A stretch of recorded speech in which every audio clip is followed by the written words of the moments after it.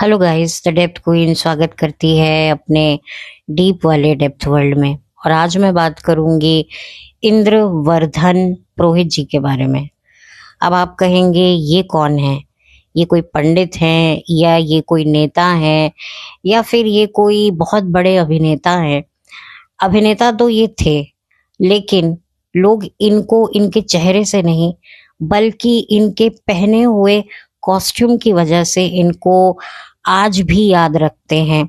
हम सबके बचपन को खूबसूरत बनाने में इनके कॉस्ट्यूम का बहुत बड़ा हाथ था। और वो कॉस्ट्यूम जो था वो कॉस्ट्यूम था जादू का। धूप, धूप। जी हाँ, बिल्कुल सही सुना आपने। इंद्रवर्धन पुरोहित जी वही शख्स थे जिन्होंने जादू के कैरेक्टर को प्ले किया था। यूं कहें कि जादू का जो कॉस्ट्यूम था, जो बहुत ही हैवी कॉस्ट्यूम बनाया गया था और इतने सटीक तरीके से बनाया गया था कि कई लोगों को ये लग रहा था कि ये कंप्यूटराइज कैरेक्टर है। आज के ज़माने में तो एआई आ चुका है और हम लोग कहते हैं कि ये एआई जनरेटेड है, लेकिन उस दौर में, उस वक्त में ऐसा लग रहा था, क्योंकि उस टाइम पर एआई की तो कोई बात ही नहीं होती थी और एआई किस कौवे का नाम है वो भी किसी को नहीं पता होता था। तो लगता था कि एक तरीके से एक एनिमेटेड कैरेक्टर है, क्योंकि थोड़ी बहुत कलाकारियां बॉलीवुड कर लेता था, क्योंकि जमाना बदल रहा था और वो दौर सन 2003 का था। तो एक तरीके से ऐसा लग रहा था कि कंप्यूटराइज की मदद से कुछ छेड़छाड़ करके, क्योंकि कुछ फिल्मों में ऐसी एडिटिंग या ऐसी चीज़ें की जाती थी और जिसकी वजह से काफ़ी अच्छे खासे प्रोड्यूसर के पैसे भी लग जाते थे। तो लोगों को लगता था कि शायद ये किरदार भी एनिमेटेड है या एक एडिटिंग से बनाया गया है, या जो भी उस टाइम पर जो टेक्नोलॉजीज चलती थी उनकी मदद से इस किरदार को पर्दे पर लाया गया है। लेकिन ऐसा बिल्कुल नहीं था, बल्कि ये किरदार एक जीते जागते इंसान ने निभाया था। ये जो जादू का जो कॉस्ट्यूम है ये बहुत ही महंगा तो था ही और बहुत ही वजनदार था, और इस वजनदार कॉस्ट्यूम को इन्हीं एक्टर ने पहना था जिन्होंने इससे पहले बॉलीवुड की कई मूवीज में काम किया है, बड़े बड़े एक्टर्स के साथ काम किया है, बहुत ही डिफरेंट डिफरेंट लैंग्वेजेस की मूवीज में ये काम कर चुके हैं। आई थिंक 200 से भी ज़्यादा फिल्मों में ये काम कर चुके हैं। लेकिन इस फिल्म से जो इनके किरदार को जो पॉपुलैरिटी मिली, अनफॉर्चुनेटली इनको एज अ फेस वो रिकग्नाइजेशन 10 साल बाद मिला।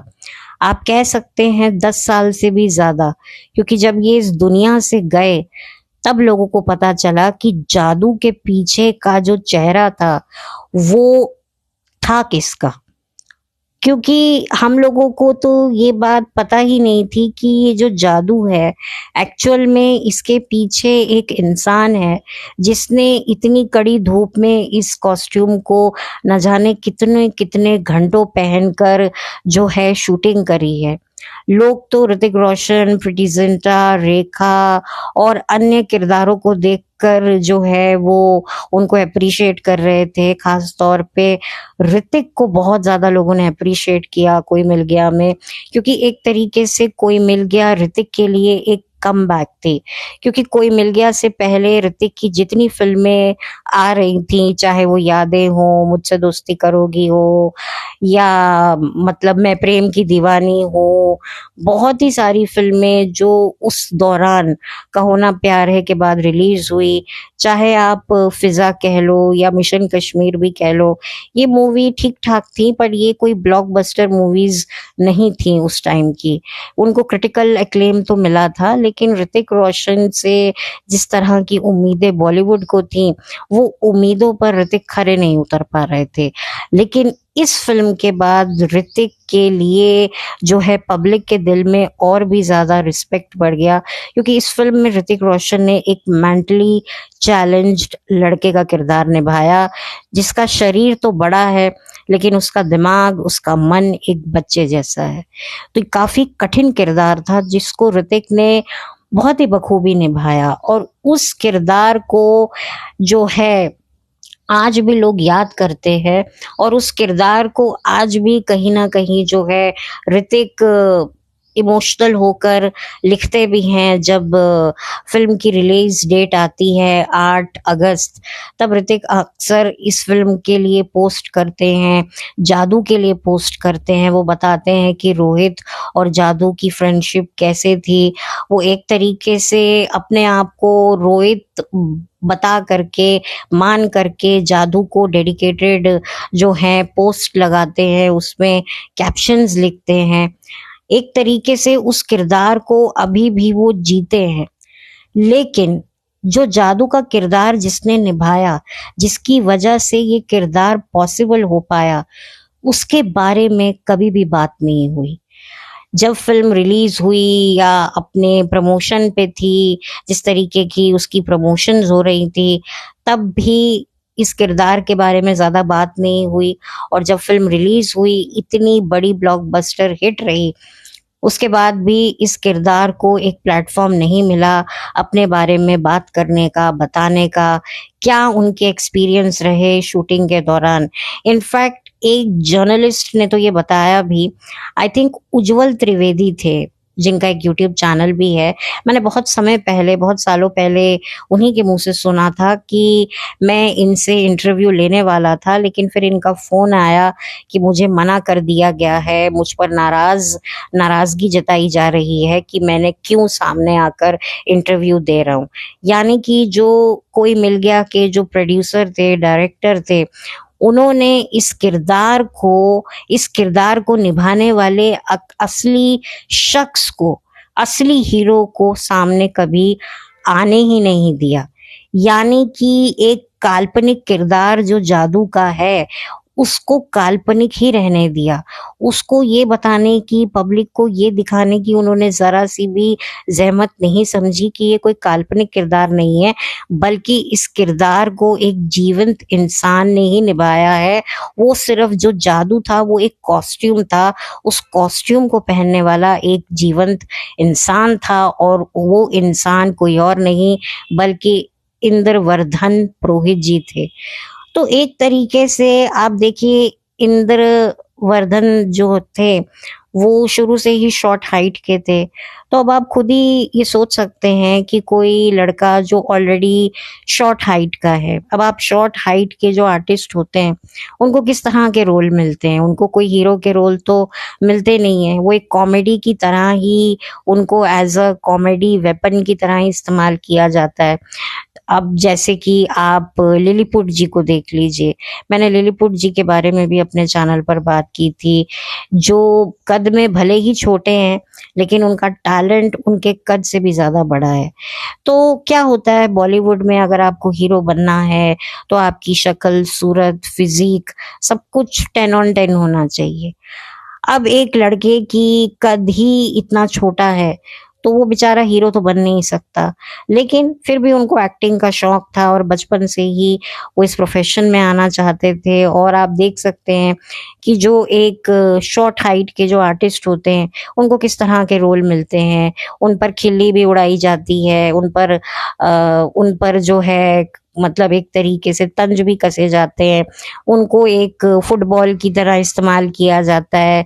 मतलब एक हास्य की तरह ही उनको, हास्य कलाकार की तरह ही वो लोगों को ज्यादातर काम मिलता है। लेकिन ये पहली बार था कि इस हास्य कलाकार को एक कलाकार के तौर पर तो नहीं, लेकिन एक आर्टिस्ट के तौर पर काम मिलता, अगर सबको ये पता चलता कि ये ही असली जादू है। देखा जाए तो यही तो किरदार था, यही तो इंसान था जिसने जादू को जान दी। जादू धूप से जागृत होता था, लेकिन जादू के किरदार को अगर किसी ने जागृत किया तो इंद्रवर्धन साहब ने किया। लेकिन आप देखिए कि उनको जो है किसी ने भी रिकग्नाइजेशन नहीं दी। मतलब कि आप ये देखिए कि अभी कोई मिल गया में एक टीचर थे जो फिल्म में रोहित की बड़ी इंसल्ट करते थे, उनकी डेथ हुई तो ऋतिक ने उनके लिए पोस्ट लगाया, अफसोस जताया, जो कि बिल्कुल अच्छी बात है। लेकिन कभी भी कोई मिल गया कि टीम ने, ऋतिक ने, किसी ने भी कभी रोहित के किरदार को, जान डालने वाला जो किरदार था जादू, उसको जो जादू को जो जान डाली थी उसके किरदार को, उसको निभाने वाले आर्टिस्ट इंद्रवर्धन के बारे में कोई बात नहीं करता। ये बड़ा ही मुझे अजीब लगा कि भाई अपने बेटे को हीरो बनाने के लिए, मतलब फिर ये लोग कहते हैं नेपोटिज्म नहीं है, तो क्या ये नेपोटिज्म नहीं है? एक आर्टिस्ट जो ऑलरेडी ऑब्वियसली अपनी फिजिकल एक एडजस्टमेंट के चलते ऑलरेडी वो बहुत कॉम्प्रोमाइज कर रहा है, अगर उसको कोई रिकग्नाइजेशन मिलता भी है तो वो तुम्हारे बेटे को थोड़ी ना बॉलीवुड से हकाल देगा या वो तुम्हारे बेटे का कंपटीशन बन जाएगा। मतलब मुझे तो ये समझ नहीं आती ये किस बात की इनसिक्योरिटी बॉलीवुड वालों को रहती है। इनको अगर इनकी परफॉर्मेंस के चलते अवार्ड नहीं मिलता, इनको नेशनल अवार्ड नहीं मिलता, तो ये रोष प्रकट करते हैं कि भाई हम डिजर्व करते थे, हमें मिलना चाहिए था। लेकिन तुम किसी का राइट तुम खा रहे हो और ऊपर से फिर तुम ये एक्सप्लेनेशन देते हो, तुम्हारी टीम ये बोलती है कि भाई उसने कुछ परफॉर्म थोड़ी ना किया था, उस बंदे ने तो सिर्फ कॉस्ट्यूम पहना था, क्योंकि जादू का तो कोई ऐसा कोई एक्सप्रेशन नहीं था ना, उसके कोई डायलॉग थे।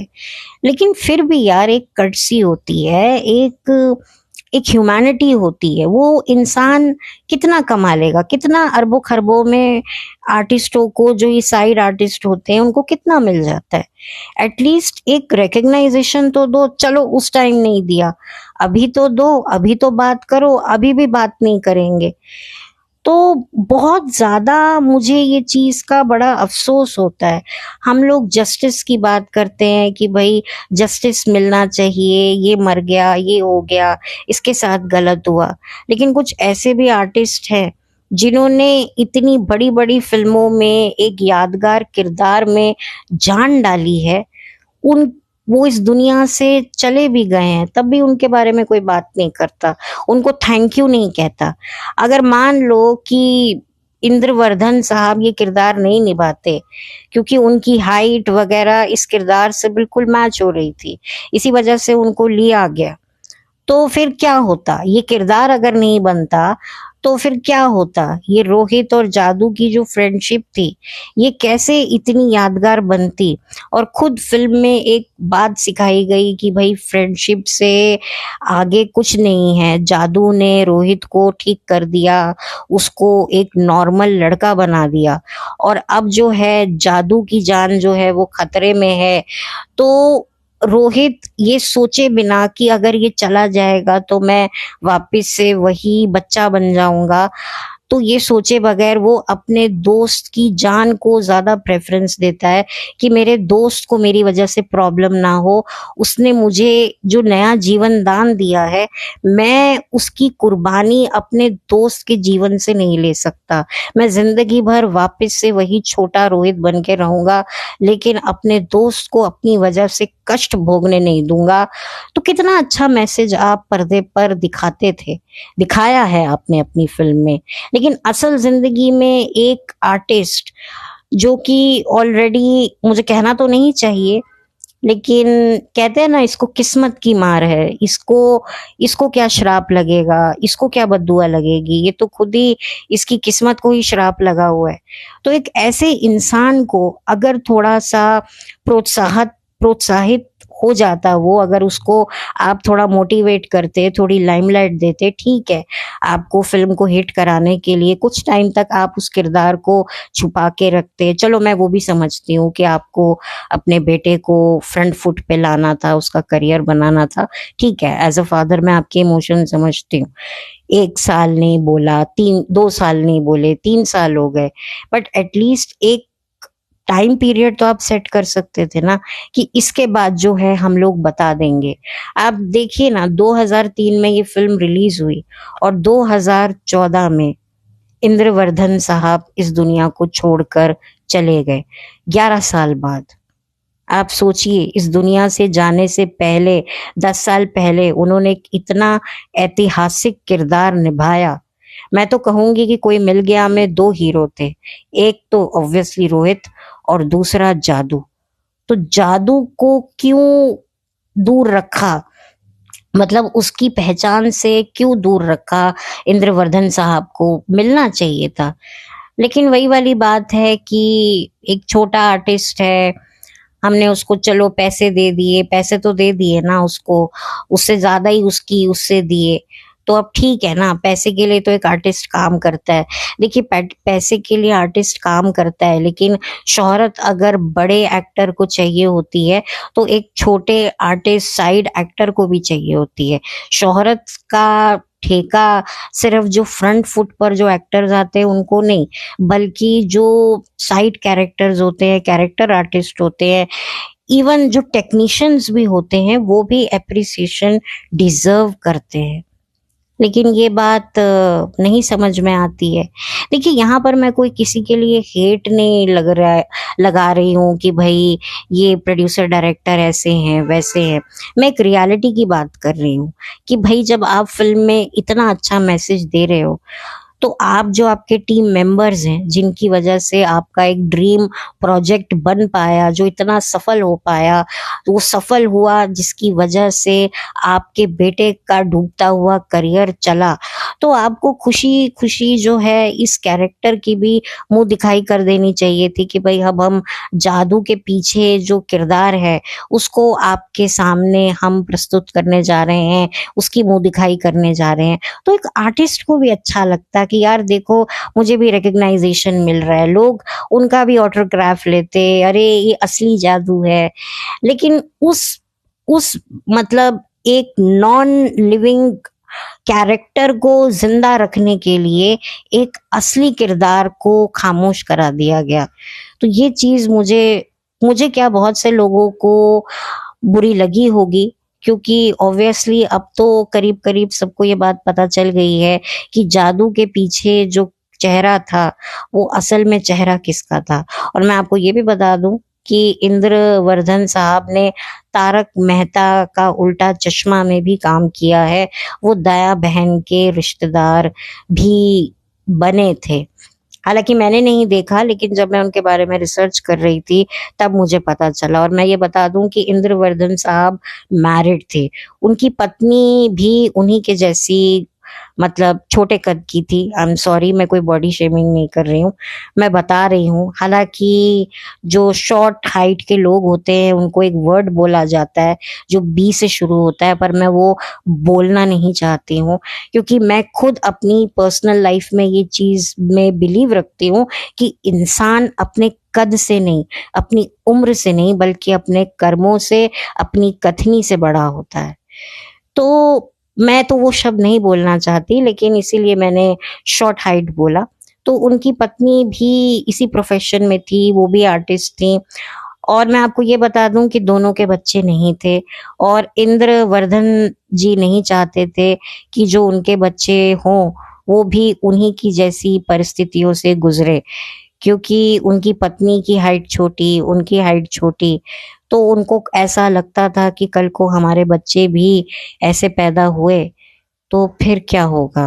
और ये बात, ये इमोशन मैं बिल्कुल अच्छे से समझ सकती हूँ कि जो पेरेंट्स होते हैं ना, वो अपने आप को किसी भी प्रॉब्लम में देख लें, लेकिन अपने बच्चों को ऐसी सिचुएशन में नहीं देखना चाहते जिस सिचुएशन से वो खुद जूझ रहे हों। तो मैं ये तो नहीं कहूंगी कि उनका डिसीजन गलत था या सही था, पर जो भी था वो उनका अपना पर्सनल डिसीजन था, और मैं उनके इस डिसीजन को समझती हूँ और रिस्पेक्ट करती हूँ। उनकी वाइफ के बारे में करंट सिचुएशन का मुझे नहीं पता है, और उनके बारे में बहुत ही लिमिटेड इंफॉर्मेशन नेट पर अवेलेबल है। अनफॉर्चुनेटली ज़्यादा उनके बारे में मुझे पता नहीं चल सका, लेकिन हाँ इतना पता है कि उन्होंने बड़े बड़े एक्टर्स के साथ काम किया है। और अच्छी खासी उन्होंने एक ज़िंदगी अपनी इस प्रोफ़ेशन में बिताई है। लेकिन मुझे इस बात की खुशी है कि इस दुनिया से जाने से पहले उन्होंने एक ऐतिहासिक किरदार निभाया। लेकिन उतना ही मुझे दुःख इस बात का है कि उस ऐतिहासिक किरदार को निभाने पर भी उनको वो एप्रिसिएशन नहीं मिला जो वो डिज़र्व करते हैं, और किसी ने भी उनको एक्नॉलेज नहीं किया और ना ही करने दिया, जो कि मुझे बहुत ही अफ़सोस की बात लगती है। बहरहाल कोई मिल गया बहुत सफल फ़िल्म रही, बहुत सारे पुरस्कार जीते और गाने भी उसके ठीक-ठाक रहे। मतलब आज भी हम ये गाने सुनते हैं, और ऋतिक का डांस, इट्स मैजिक को, और वो इधर चला मैं उधर चला जो फराह खान ने कोरियोग्राफ किया था, वो आज भी हम लोग याद करते हैं, देखते हैं। तो एक तरीके से हमारी बचपन की कोई मिल गया, एक तरीके से कहते हैं ना बचपन का प्यार भूल नहीं जाना, तो वाक़ई कोई मिल गया हमारे बचपन का प्यार है। और उससे भी ज़्यादा अगर हमने किसी से प्यार किया, तो वो प्यार किया अपने जादू से। वी लव यू जादू, वी मिस यू।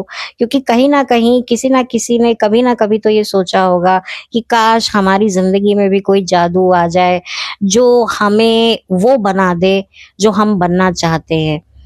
मतलब कि होता है ना कि भगवान चमत्कार नहीं कर सकता, लेकिन किसी ऐसे चमत्कारी इंसान को भेज दे जिसकी प्रेज़ेंस से हमारी सारी मुश्किलें सॉल्व हो जाएँ। हम इतने मज़बूत बन जाएँ कि कोई हमें हरा ना सके, कोई हमें गिरा ना सके।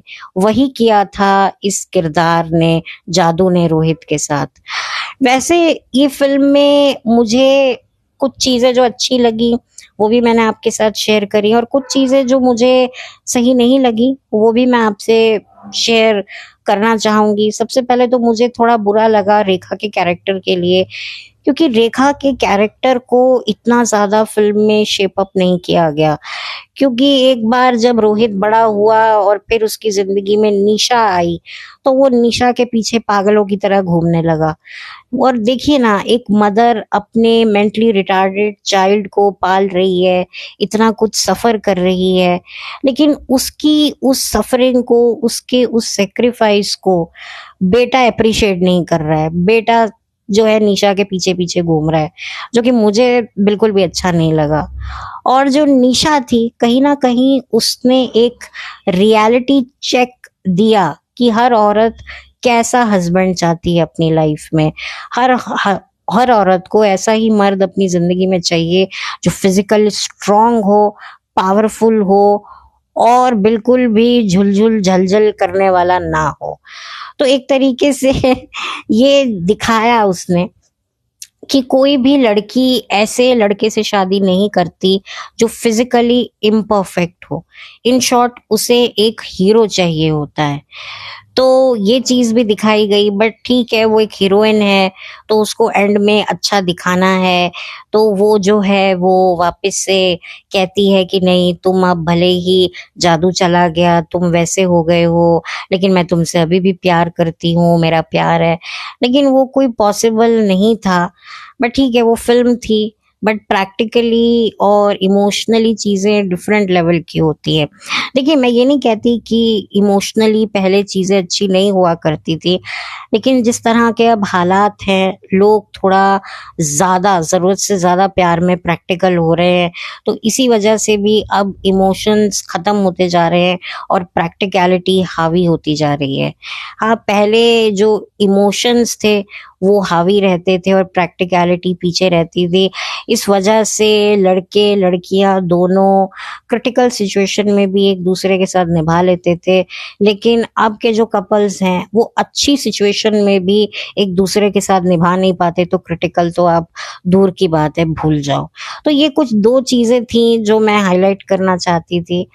बाकी इस फिल्म में जो चाइल्ड आर्टिस्ट थे, आज वो चाइल्ड आर्टिस्ट बहुत बड़े हो चुके हैं, शादियां हो चुकी हैं, किसी की शादी टूट गई है, तो कोई किसी के साथ घूम फिर रहा है मतलब सब बड़े हो गए हैं बच्चे। तो हम भी बच्चे थे और इन बच्चों को देखकर खुश होते थे। अब ये बच्चे भी हमारे जितने या हमारी उम्र के आसपास हो गए हैं, तो हमें बड़ा इनको देखकर अजीब भी लगता है, अच्छा भी लगता है। तो ये इस मूवी की बात थी, और एक तरीके से ये बचपन की हमारी फेवरेट मूवी हुआ करती थी, जिसको न जाने हमने कितनी बार टीवी पे देखा है।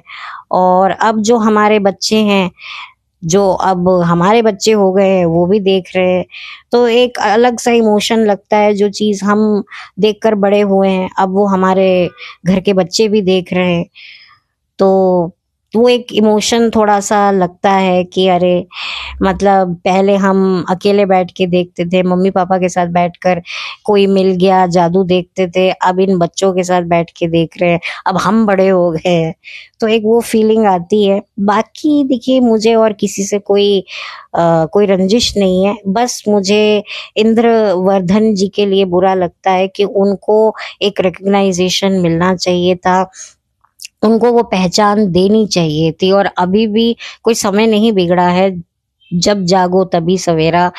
लेकिन वही वाली बात है कि उस किरदार को, जो है जादू के किरदार को, शायद प्रोड्यूसर जो हैं, डायरेक्टर जो हैं, वो उसी किरदार को जीवित रखना चाहते थे। वो यही दिखाना चाहते थे कि हाँ, एक जादू था, एक एलियन था जो आया, जिसने रोहित को बिल्कुल स्वस्थ कर दिया, और अब वो वापस अपनी दुनिया में जा चुका है। और रोहित जो है, यानी कि ऋतिक रोशन, उसे हर साल याद करता है 8 अगस्त को, क्योंकि 8 अगस्त 2003 में ये मूवी रिलीज हुई थी। तो ये बात थी, और बस अब और कोई बात मेरे पास अब करने को लायक है नहीं, किसी के लिए कोई हेट नहीं है।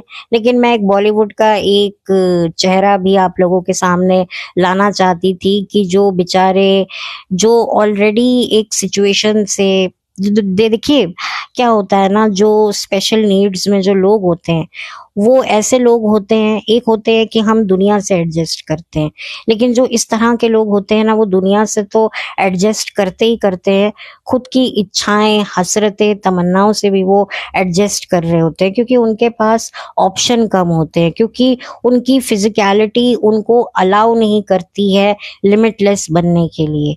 तो इसी वजह से जो भी उनको अपॉर्चुनिटी मिलती है, वो उसमें अपना बेस्ट देते हैं, और बेस्ट देने के बाद भी अगर उनको अप्रिशिएट ना किया जाए, तो फिर आप क्या कहेंगे? ये मेरा पॉइंट ऑफ व्यू है। तो अगर मेरा ये वीडियो, अगर इस मूवी के करता धरता सुन रहे होंगे, तो मैं हाथ जोड़कर ये विनती करती हूँ कि इनको भी क्रेडिट दे, इनका भी नाम जो है वो क्रेडिट में रखें। अच्छा, मैंने एक रील देखी थी, वहां पर ये दिखाया गया था कि जो इंद्रवर्धन जी हैं, वो एक सीन में बिना अपने जादू के कॉस्ट्यूम के बैठे हुए हैं, जब वो एक मैच चल रहा होता है ना, रोहित का फुटबॉल बास्केटबॉल मैच चल रहा होता है, तो प्रीति जिंटा के पीछे जो ऑडियंस होती है, उसमें इंद्रवर्धन साहब जी बैठे हुए हैं। उन्होंने बड़े इंटेलिजेंटली उनको बिठा दिया है। अब किसी को थोड़ी ना पता था कि यही बंदा जो है वो जादू का कैरेक्टर प्ले कर रहा है, तो ये भी उन्होंने गिमिक किया। अब क्या कह सकते हैं, बट ठीक है, अब क्या बोलो। हो सकता है उन्होंने ये हिंट दिया हो कि देखो, यही वो किरदार है जो जादू का किरदार निभा रहा है। तो इन्होंने बड़े इंटेलिजेंटली प्रीति जिंटा के पीछे जो ऑडियंस थी, उसमें उनको बिठा दिया था, कहीं तो बिठाया था। ये इंस्टाग्राम की रील पर ही ये चीज काफी वायरल हो रही थी, शायद आप लोगों ने भी देखी होगी। तो मैंने भी देखी, बट स्टिल एक नाम के साथ, एक पहचान के साथ, कि ये गौर से देखिए इस शख्स को, ये है हमारा असली जादू, जिसने जादू की प्राण प्रतिष्ठा की है, वही है ये शख्स।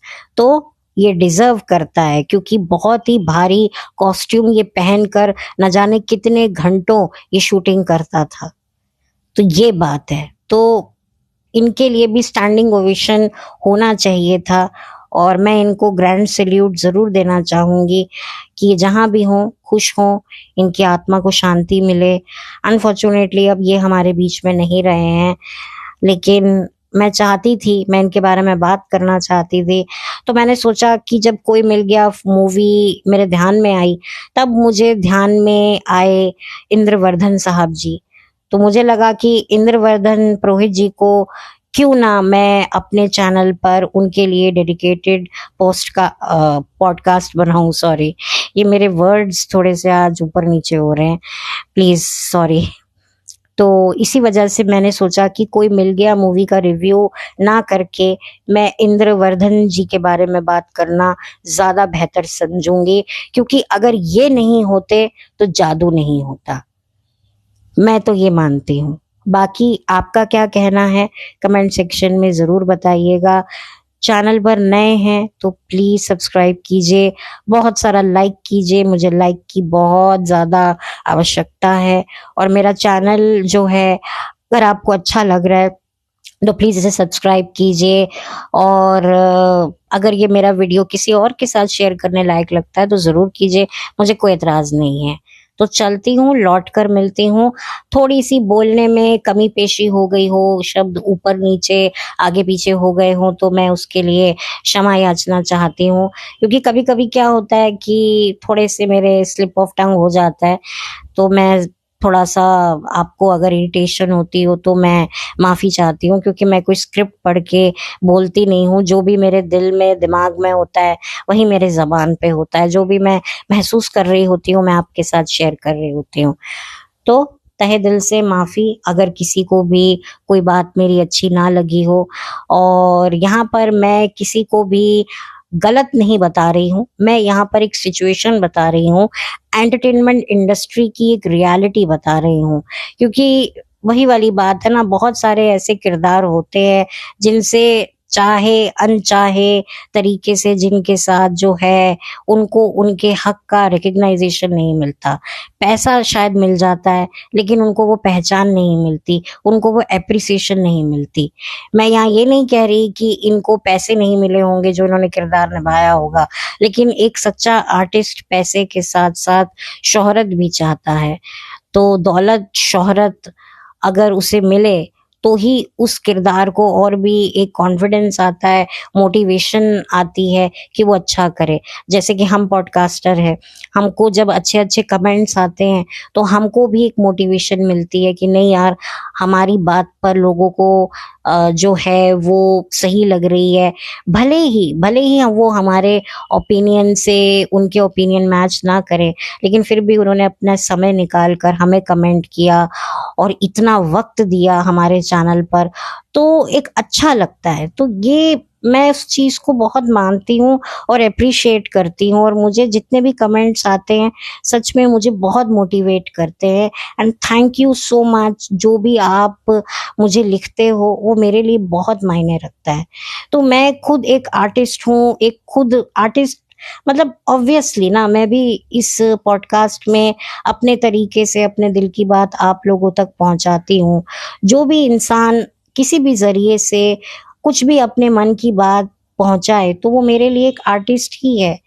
तो मैं समझती हूँ इस बात से कि भाई, लोग कहते हैं कि भाई पॉडकास्टर हैं व्यूज के लिए, पैसे के लिए, लेकिन पैसा भी कोई मायने नहीं रखता जब एप्रिसिएशन ही ना मिले। कि भाई जब आप लोग अप्रिशिएट करते हो तो हमें भी एक दिशा मिलती है कि हाँ, हम सही दिशा जा रहे हैं।